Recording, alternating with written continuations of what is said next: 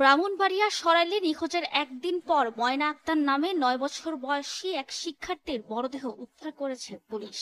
রোববার সকালে উপজেলার শাহবাজপুর ইউনিয়নের ছন্দমিয়ার পাড়া থেকে মরদেহটি উদ্ধার করা হয়। ময়না ওই পাড়ার বাহরাইন প্রবাসী আব্দুর রাজ্জাকের মেয়ে। সে লতিফ মোস্তারি সরকারি প্রাথমিক বিদ্যালয়ের ৫ম শ্রেণীর শিক্ষার্থী ও স্থানীয় একটি মাদ্রাসার নুরানি বিভাগে পড়ত।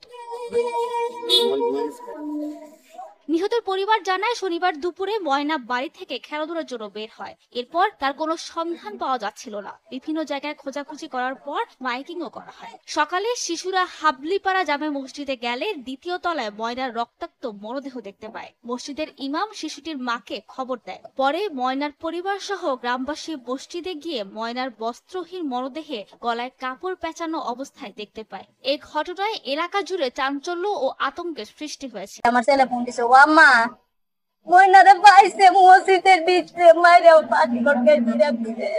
এ ধরনের নির্মম হত্যাকাণ্ডের দৃষ্টান্তমূলক বিচার দাবি করেছে শিশুটির পরিবার। এইভাবে যে আমার মেয়েরে মারছে, এর চেয়ে বেশি শাস্তি চাই, ফাঁসি চাই।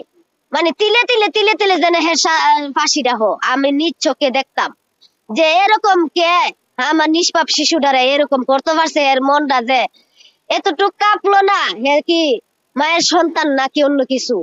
আমি এটা আপনার কাছে, সরকারের কাছে, আইনের লোকের কাছে আমি এই বিচারটা চাই।